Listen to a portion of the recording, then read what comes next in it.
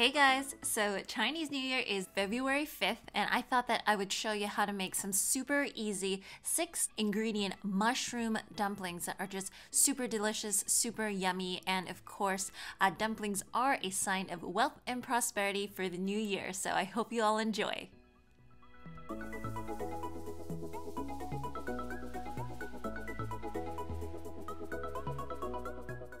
So this is a recipe for basic wheat dumpling wrappers, and I've done them before. I'll put that link down below. But basically it's 1 cup of all-purpose flour, and then I add right around a half cup, it's a little bit less, of boiling water to this. And boiling water kind of enables the dough to be rolled really thin. So I add it a little bit at a time, and I use chopsticks because obviously the water is really hot and it is a fairly dry dough. So you're gonna get a crumbly mixture like this, and just add enough water until it comes together and then knead it for a couple of minutes.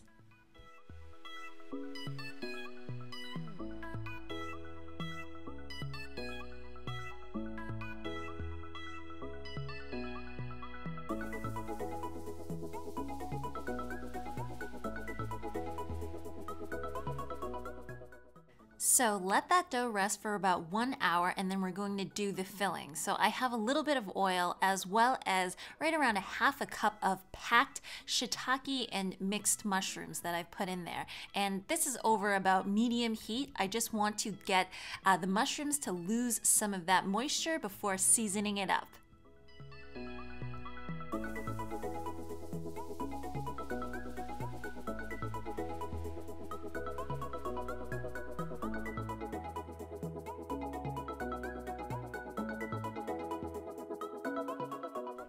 So that was 1 tablespoon of minced garlic as well as 1 teaspoon of just a general soy sauce. And I'm just cooking it for about a minute until the mushrooms absorb all of that flavor. And then right now I'm just gonna turn it off, add my scallions, and notice that they're minced quite thinly, and you can use leeks as well for this. And then I'm gonna finish the whole mixture off with just a light drizzle of sesame oil, and that's gonna bring everything together. Remember to season to taste. If you need more salt or if you need more soy sauce, feel free to do that at this stage, and then put it aside to rest and cool.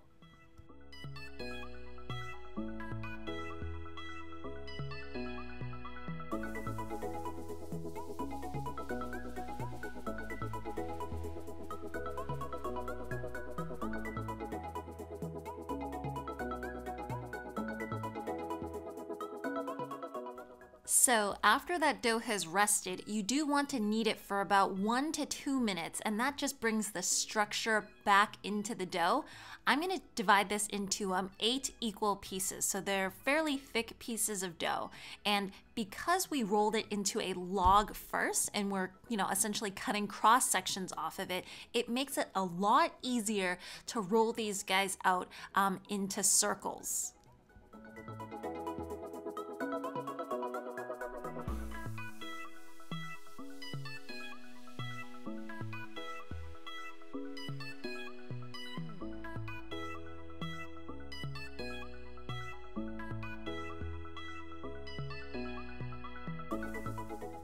So y'all have seen me do this technique before. I essentially roll the dough out into about a 3-inch in diameter disc, and then afterwards I focus on just the edges and rolling that a little bit thinner than the center. And what that helps to do is when you pleat, it's a lot easier to pleat thinner pieces of dough, but it also ensures that the center dough is a little bit thicker so that it can hold the filling and not break apart.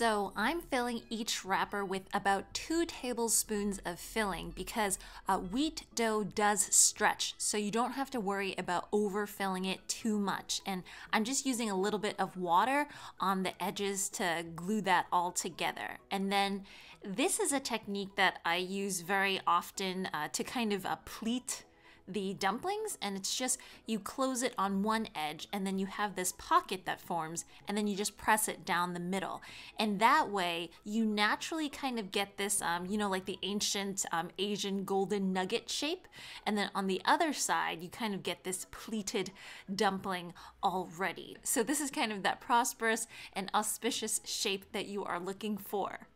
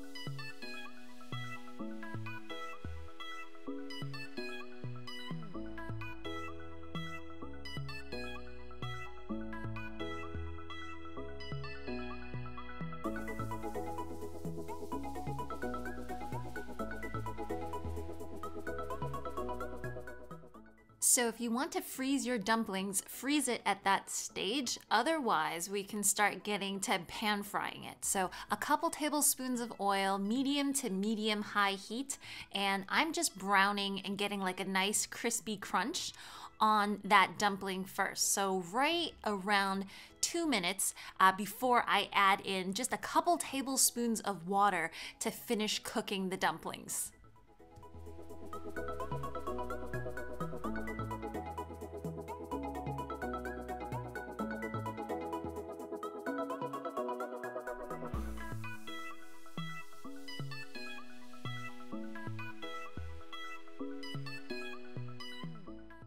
So I'm cooking that right on medium heat for about another 1.5 minutes or so. And when you lift it, you can see that the dumpling skins, they have softened, they're a little bit more translucent. So right now, just boil away that liquid just so that you can get back that crunch. So probably another 1 to 2 minutes, and these guys are good to go.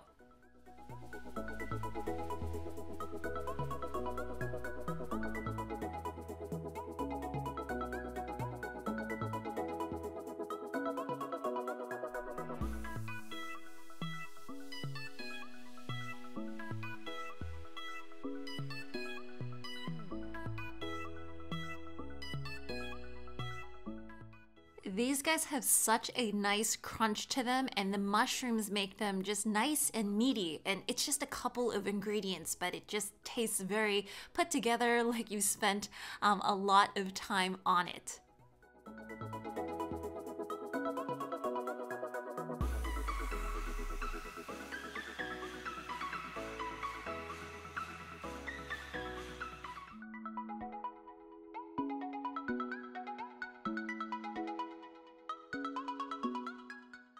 Anyways, guys, that is it for me. That is it for these dumplings. Remember, you can use whatever kinds of mushrooms that you want. So if you have mixed mushrooms, it can add a little bit of texture. It can add, you know, different flavors to it.